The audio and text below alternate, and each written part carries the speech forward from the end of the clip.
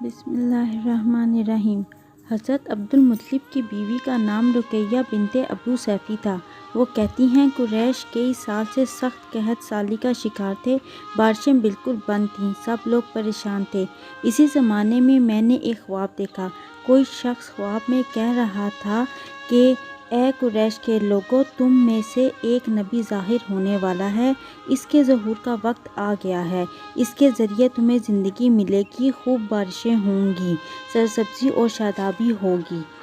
تم اپنے لوگوں میں سے ایک ایسا شخص تلاش کرو جو لمبے قد کا ہو، گورے رنگ کا ہو، اس کی پلکیں گھنی ہوں، بھویں اور ابرو ملے ہوئے ہیں، اور وہ شخص اپنی تمام اولاد کے ساتھ نکلے، اور تم میں سے ہر خاندان کا ایک آدمی نکلے، سب پاک صاف ہوں اور خوشبو لگائیں، وہ حجر اسود کو بوسہ دیں، پھر سب جبل ابو قیس پر چڑھ جائیں، پھر وہ شخص جس کا حلیہ بتایا گیا ہے آگے بڑھے اور بارش کی دعا مانگے، اور تم سب آمین کہو تو بارش ہو جائے گی۔ صبح ہوئی تو رقیہ نے اپنا یہ خواب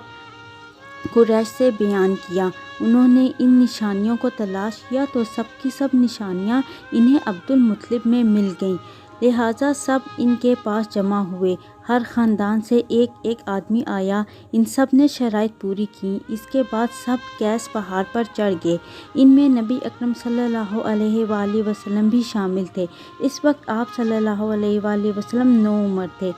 حضرت عبدالمطلب آگے بڑھے اور یوں دعا کی: اے اللہ، یہ سب تیرے غلام ہیں اور تیرے غلاموں کی اولاد ہیں، اور تیری باندیاں ہیں اور تیری باندیوں کی اولاد ہیں، اور ہم پر جو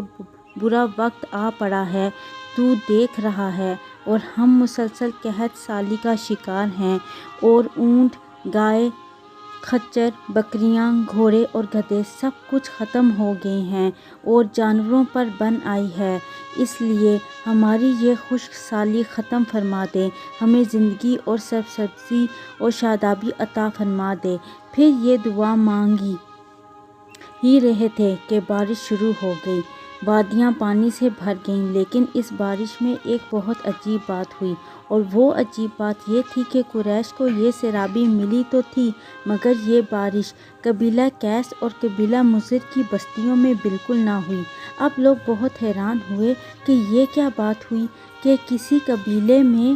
بارش ہوئی ہے اور کسی میں نہیں، اور آس پاس کے سب قبیلے بارش سے محروم۔ سب قبیلوں کے سردار جمع ہوئے اور یہ بات شروع ہوئی۔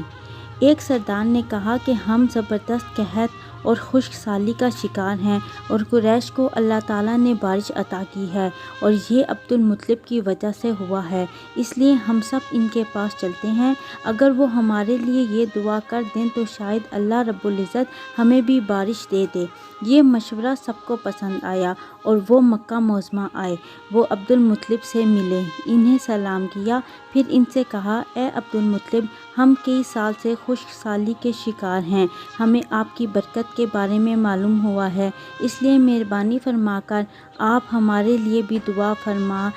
دیجیے کہ اللہ تعالیٰ نے آپ کی دعا سے قریش کو بارش عطا کی ہے۔ ان کی بات سن کر عبدالمطلب نے کہا: یہ اچھی بات ہے، میں کل میدان عرفات میں صبح سویرے آپ لوگوں کے لیے بھی دعا کروں گا۔ دوسرے دن صبح سویرے عبدالمطلب میدان عرفات کی طرف روانہ ہوئے، ان کے ساتھ ان کے دوسرے بیٹے اور اللہ کے رسول صلی اللہ علیہ وآلہ وسلم بھی تھے۔ عرفات کے میدان میں عبدالمطلب کے لیے ایک کرسی رکھی گئی، نبی اکرم صلی اللہ علیہ وآلہ وسلم کو انہوں نے اپنی گود میں بٹھا لیا، پھر انہوں نے ہاتھ اٹھا کر یوں دعا کی: اے اللہ، چمکنے والی بجلی کے پروردگار اور کڑکنے والی گرج کے مالک،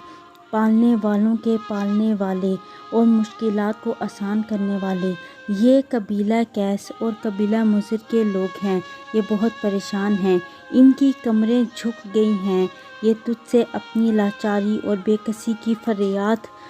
کرتے ہیں اور جان و مال کی بربادی کی شکایت کرتے ہیں، بس اے اللہ، ان کے لیے خوب برسنے والے بادل بھیج دے اور آسمان سے ان کے لیے رحمت عطا فرما دے۔